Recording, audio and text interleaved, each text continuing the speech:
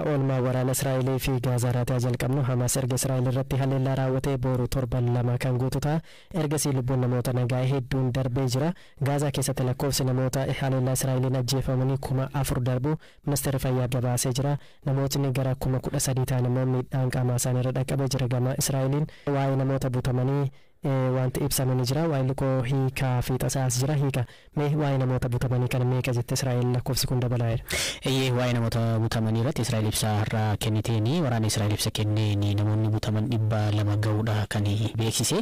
Isaan keessaa akkasuma ijoolleen 20 akka ta'an ijoolleen 20 kun immoo umuriin isaanii waggaa 18 gad akka ta'ee fi 10 hanga 20 kan ta'an immoo namoota hanga waggaa 60 keessa jiranidha. Baay'een isaanii lubbuudhaan jiru jedheera waraanni Israa'el akka ibsa har'a kennetti. Tole oolmaa biraatiin waa'ee Baayiden xiyyeeffannoo guddaan miidiyaalee addunyaatti kennanii jirani. Baayiden Israa'el cina akka dhaabbatanii fi akkasumas Yuukireen cina illee akka dhaabbatan ibsanii jiru. Achumaanis Puutiniin tuqaniiru. Baay'ee malee Puutinii fi Hamaas wal fakkeessaniiti kan isaan tuqanii. Puutiin ollaa isaa Yuukireen weeraree akkasuma immoo Hamaas ollaa isaa kan ta'e Israa'eliin weeraree wanti isaa wal fakkeessu hedduudha kan isaan dubbatanii. Hamaas shororkeessadha. Puutiin immoo abbaa irreeti. Kanaaf shororkeessadhaafis abbaa irreetiifis carraa mo'achuu hin kenninu. Kana tasumaayyuu hin eeyyamnu jedhanii. Akkasuma haleellaa Hamaas Israa'el irratti gaggeesse kan kana dura waggoota hedduu dura Ameerikaa irratti gaggeeffame 9/11 isa jedhamu wal fakkeessanii kaasanii maal gorsanii Israa'eliin akka keenya yeroo sana ariidhaan kaatanii yookiin immoo bira keessa galtanii tarkaanfii hin taane akka fudhanne waan hundumaa waan gootanii xinxaaltaniitti yaaddanii akka gootanii jedhaniiti kan isaan kaasanii kanuma wal qabatee zalaalama Baayiden wanti isaan kaasanii Yukireeniifis ta'ee Israa'elii fi ammayyuu deeggarsa goonuu addaan hin kunnedhanii wanta dubbatan keessaa Israa'elii fi Yukireeniif kan ta'u baajata $105 biliyoona har'a mana mareetiif dhiyeessanii ni mirkaneessisu jedhamee eegama. Maallaqa guddaadha. Maallaqa guddaa. Kremlin gama Raashiyaatiin deebii kennitee jirti. Yaada Baayiden kennan kun fudhatama hin qabu. Puutiniin akkamitti kanaan fakkeessanii mootummaa abbaa irreen fakkeessu kan jedhu ibsa baasanii jiru. Wal morkii yookaan wal gaarreeffannaan biyyoota gurguddoo addunyaa kana itti fufee jira. Kallattii faallaan dhaabbachuun jechuudha. Hiikaa galatoome. Walittaanan bu'aan qorumsa biyyaalessaa kutaa 12ffaa rifaasaa baroota walittaanan lamaaf galma hordofee koreen dhaabbii paarlaamaa Itiyoophiyaa ministeerri barnootaa gaafatamummaa akka fudhatu qorannoo walabaasaa akka gaggeeffamu gaafate. Mana maree bakka bu'oota uummataatti koreen dhaabbii misooma humna namaa bobbii hojii fi dhimmoota teekinooloojii roobii darbee dhaabbilee gaafatamni hordofuu kennameef keessa raawwii ministeera barnootaa qoratee qajeelfama kenneera. Walitti qabaa koree kanaa Dr. Nagari Leencoo fi ministeerri barnootaa Profeesar Biraanuu Naggaa waltajjii raawwii gama kanarratti yaada wal mormaniiru. Waaillikoo Galaanaa Balaa Dr. Nagari Leencoo waa'ee qabxii galmaa'ee fi kallattii fuulduraa kaa'ame irratti dubbiseera. Kutaa 12ffaa duwwaa hin turre inni keessaa ajandaa tokko ture yookiis immoo gaaffii tokko ture jechuudha. Bara darbes ijoolleen kutaa 12 fixanii dhibbeentaa 3.3 ture. Bara kana immoo dhibbeentaa 3.2 ture. Ijoolleen qoramte keessaa jechuudha. Kana keessaa namoonni muraasni yeroo darbanii kan akka sababiitti ka'u yeroo baay'ee hanna ijoollee warra hojjetan warra hatan kana waan daangessinee fi qabxiin kun gadi bu'ee waan jedhu deebiin kan kennamaa jiru jechuudha. Gama keenyaan tattaaffii ministeerri barnootaa gochaa jiru keessumaa qulqullina barnootaa gadi bu'e kana fooyyessuudhaa fi riifoormii poolisii fooyyessuu jalqabee sadarkaan barnootaa mana barnootaa baay'ee gadi bu'aa jira. Garbachuuf inspekshinii isaanii dhiyoo kana kan argisutti sadarkaa lammaffaa isaa gadi kan jiranii dhibbeentaa 85 istaandardiidhaa gadi kan barattoonni keenya barataa jiranii isa kana deebisuudhaan sochii garaagaraa hojjetee qopheessee sosochii garaagaraa gochaa jira. Kana baay'ee dinqisiifannaa. Haa ta'u malee isaan akka sababiitti kan kaatan akkuma jirutti ta'ee garuu maali akkamittiintu sirna barnootaa tokko keessatti nama 100 keessaa qormaanni kan qoratame namni 3 duwwaan gaafa darbu noormaali jenneema waanuma hannaan bifneef akkas ta'e jennee itti fufuu dandeenya.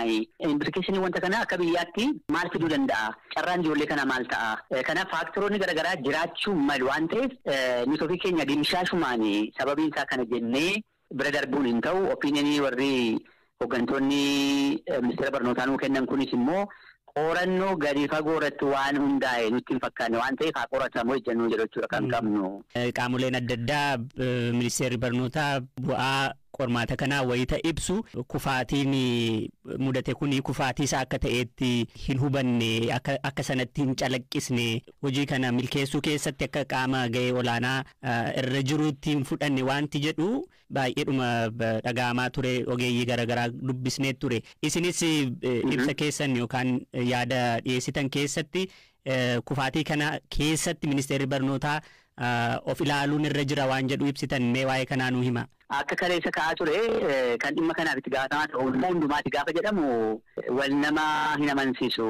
Rakkoon akkasii gaafa uumamu naasuun jiraachuu ture jira. Nutti dhaga'amuu qaba. Akkamitti tun hoogganaa jirru.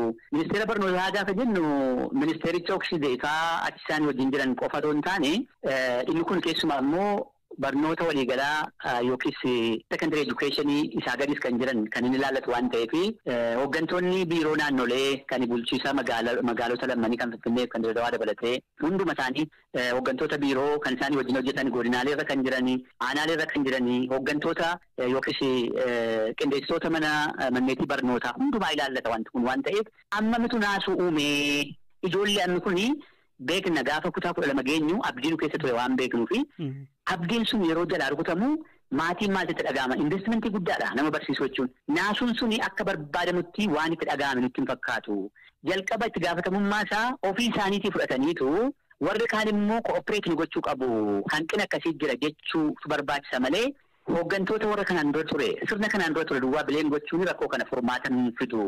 Kanaaf jalqaba itti gaafatamummaa warri itti kennan kun waggaa 2 caalmaa waggaa 3ffaa gaggeessaa jiru waan ta'eef ishuu kana jalqaba qulqullinni barnootaa biyya keenya keessatti kufeera isa jedhamu qorannaadhaan bira ga'anii waan ta'eef kufeera jennee dubbachuu duwwaatu hin ta'in ijoollee keenya akkamittiin ga'oomsinee milkaa'uu isa jedhu irratti hojjechuun barbaachisaadha waan ta'eef amma naasuun nutti dhaga'amuu qaba akka warra sektoroota barnootaa geggeessutti waan jedhudha ejjennoon keenya. Akkuma isin kaastanii bulchiinsi yookaan hooggansi haaraan ministeera barnootaa ministericha dabalatee sirni barnootaa waggoota darban keessa ture.